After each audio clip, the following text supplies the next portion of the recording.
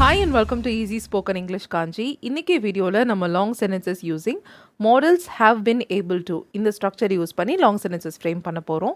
Already able to பற்றி நான் detail lesson போட்டிருக்கேன். அந்த லெசனோட லிங்க்கை நான் மேலே ஐகார்டில் அட்டாச் பண்ணியிருக்கேன். டிஸ்கிரிப்ஷன்லேயும் இருக்குது, கண்டிப்பாக செக் அவுட் பண்ணி பாருங்கள். ஸோ அந்த லெசன்ஸை ரீகால் பண்ணுறதுக்காக இந்த வீடியோவில் நாம் அதே ஸ்ட்ரக்சரை யூஸ் பண்ணி லாங் சென்டென்சஸ் ஃப்ரேம் பண்ண போகிறோம். என்ன structure? Models have been able to. Okay, shall we get started? So இன்றைக்கான ஃபர்ஸ்ட் எக்ஸாம்பிள், அவள் போக டிசைட் பண்ணுறதுக்குள்ள அவளுக்கு தேவையானதை உன்னால் கொடுக்க முடிஞ்சிருக்கணும். ஓகே, ஸோ யூஸ்வலி நம்ம ஏபிள் டு எங்கே யூஸ் பண்ணுவோன்னா முடியும், முடிகிறது அப்படின்னு சொல்கிறதுக்கு யூஸ் பண்ணுவோம். Along with a be verb. Able டுக்கு முன்னாடி ஒரு பி வேர்ப் வச்சு நம்ம யூஸ் பண்ணுவோம் இல்லையா? ஐ ஆம் able to, I was able to, I will be able to, இந்த மாதிரி ஆம், வாஸ், வேர், இந்த மாதிரி பி வேர்ப்ஸ் வந்து ஏபிள் டுக்கு முன்னாடி யூஸ் பண்ணி சென்டென்சஸ் ஃப்ரேம் பண்ணுவோம். ஸோ இப்போ நம்ம என்ன பண்ண போகிறோன்னா ஹாவ் பின், இதுலேயும் பி வேர்ப் இருக்குது, பின் V3 ஃபார்மில் இருக்குது. Okay, have been able to. But இங்கே என்ன டோனில் இருக்குன்னு பார்த்தீங்கன்னா, உன்னால் முடிஞ்சிருக்கணும், உன்னால் இந்த விஷயத்த பண்ண முடிஞ்சிருக்கணும், பாஸ்டில் இந்த விஷயத்த நீ பண்ண முடிஞ்சிருக்கணும் அப்படின்னு சொல்கிறோம். ஸோ ஒரு விஷயத்தை நீ செய்திருக்க வேண்டும் அப்படின்னா ஷுட் ஹாவ் V3 யூஸ் பண்ணுவோம். அதே தான் இங்கேயும் ஷுட் ஹாவ் பின், V3 ஃபார்மில் பின் இருக்குது, should have been able to. Okay, able to plus ஒரு வேர்ப் யூஸ் பண்ணுவோம், கரெக்டாக? ஸோ உன்னால் கொடுக்க முடிஞ்சிருக்கணும். You should have been able to give, you should have been able to give her, என்ன கொடுக்க முடிஞ்சிருக்கணும்? அவளுக்கு தேவையானதை, வாட் ஷீ நீடட்.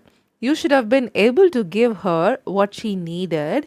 எப்போ அப்படின்னா அவள் போக டிசைட் பண்ணுறதுக்குள்ள, before she decided to leave. Decide பண்ணுறதுக்கு முன்னாடி, டிசைட் பண்ணுறதுக்குள்ள, அந்த அர்த்தத்தில் before she decided to leave அப்படின்னு சொல்லியிருக்கோம். You should have been able to give her what she needed before she decided to leave. அவள் போக டிசைட் பண்ணுறதுக்குள்ள அவளுக்கு தேவையானதை உன்னால் கொடுக்க முடிஞ்சிருக்கணும். ஓகே, ஸோ இப்போ நம்ம பார்க்க போகிற ஸ்ட்ரக்சர் எல்லாமே இதே மாதிரி தான் இருக்க போகுது. So should have been able to, இங்கே ஷுட்ன்ற மாடல் யூஸ் பண்ணியிருக்கோம். அடுத்தடுத்த சென்டென்சஸில் வேறு மாடல்ஸ் யூஸ் பண்ணி அது என்ன டோனில் இருக்குன்றதை பார்ப்போம். நெக்ஸ்ட் எக்ஸாம்பிள், டெட்லைன் முடிகிறதுக்குள்ள அவள் ஃபீட்பேக்கை கேட்டிருந்தா அவளால் பிரச்சனையை சரி செஞ்சுருக்க முடியும். ஓகே, ஸோ அவள் பிரச்சனையை சரி செஞ்சா அப்படின்னு சொல்லலை, சரி செஞ்சுருக்க முடியும், அவளால் இதை பண்ணியிருக்க முடியும். ஸோ இது டெஃபினட்டாக நம்ம models have been able to தான் சொல்ல முடியும். ஸோ எப்படி சொல்லலாம்? She would have been able to fix the issue, அவளால் பிரச்சனையை சரி செய்திருக்க முடியும். சால்வ் த ப்ராப்ளம் அப்படின்னு கூட சொல்லலாம். She would have been able to solve the problem. So she was able to அப்படின்னா என்ன அர்த்தம்? அவளால் சரி செய்ய முடிந்தது. பட் இங்கே நம்ம அப்படி சொல்லலை, சரி செய்ய முடிந்திருக்கும், பாஸ்டில் இந்த பாசிபிலிட்டி இருந்திருக்கும். எப்போ? அவள் ஃபீட்பேக்கை கேட்டிருந்தானா, பாஸ்டில் இந்த விஷயம் நடந்திருந்தா. If she had listen to the feedback, she would have been able to fix the issue if she had listen to the feedback. எப்போக்குள்ளே இந்த ஃபீட்பேக் அவள் கேட்டிருந்தா? Before the deadline past.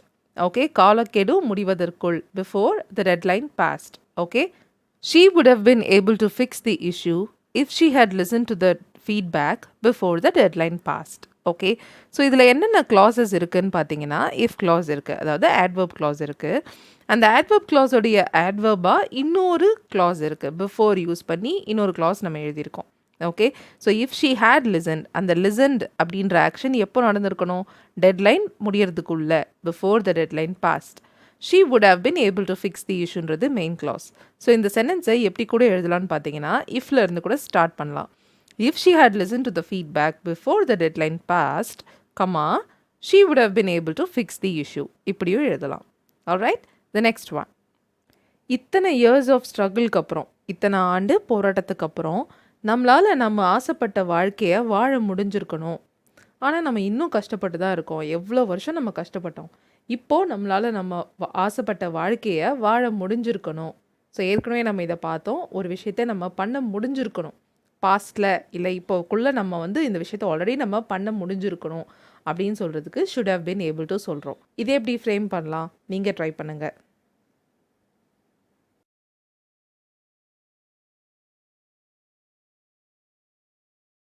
Alright, நம்மளால் வாழ முடிஞ்சிருக்கணும், நம்மளால் வாழ முடிஞ்சிருக்கணும், correct. we should have been able to live, நம்ம ஆசைப்பட்ட வாழ்க்கையை வாழ முடிஞ்சிருக்கணும். live the life that we wanted.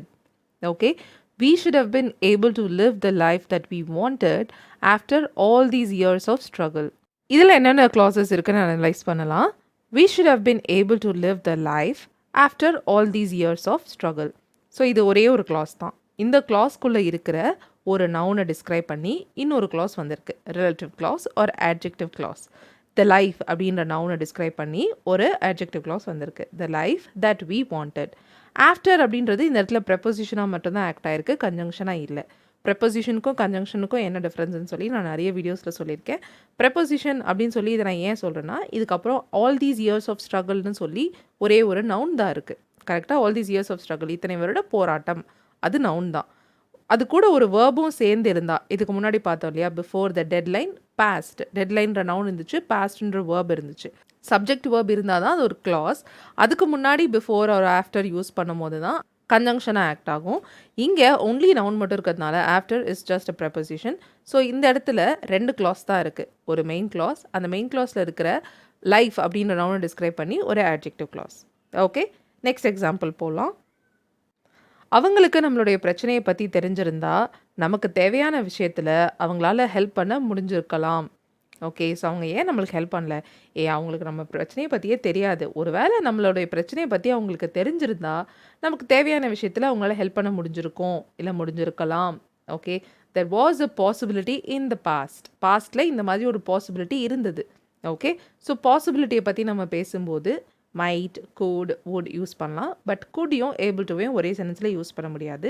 Already would use பண்ணி நம்ம பார்த்துட்டோம். ஸோ மைட் இங்கே யூஸ் பண்ணலாம். They might have been able to help us. Okay, அவங்களால நம்மளுக்கு உதவ முடிந்திருக்கலாம். They might have been able to help us with what we needed. நமக்கு தேவையான விஷயத்தில். ஓகே, நமக்கு தேவையானதில். With what we needed.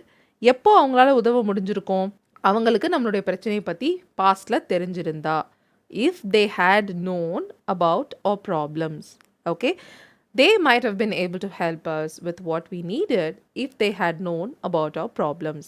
So இதில் என்னென்ன clauses இருக்குது? ஸோ இதில் மெயின் clause பார்த்தீங்கன்னா they might have been able to help us with something. Okay, ஏதோ ஒரு விஷயத்தில் அவங்களால நமக்கு உதவ முடிந்திருக்கலாம், இதுதான் மெயின் clause. ஆனால் சம்திங்னு சொல்லாமல் ஒரு clause சொல்லியிருக்கோம். அதாவது நவுன் ஆர் ப்ரொனவுன் வர வேண்டிய இடத்துல ஒரு clause வந்திருக்கு. ஸோ நவுன் clause இருக்குது.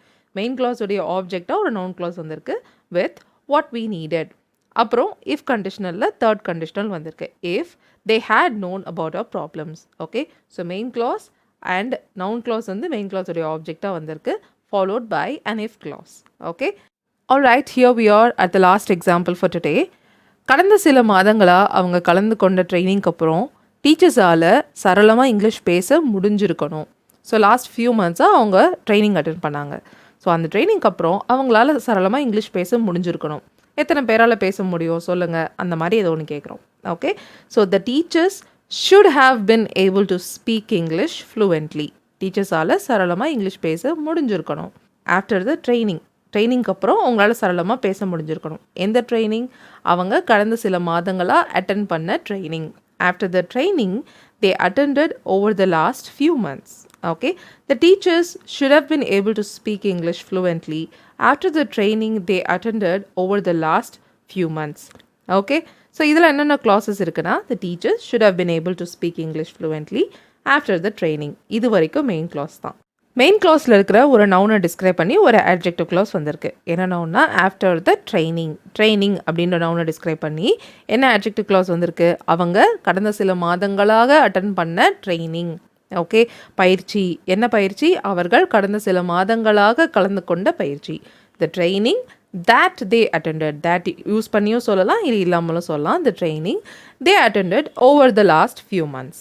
ஓகே, ஸோ புரிஞ்சிருக்கும்னு நினைக்கிறேன். இன்றைக்கான சென்டென்சஸ் இவ்வளோ தான். இதே மாதிரியான சென்டென்சஸ் நீங்களும் ட்ரை பண்ணி please comment below. Thank you so much for watching this lesson till the very end. I'll see you all in the next video. Till then, take care and bye.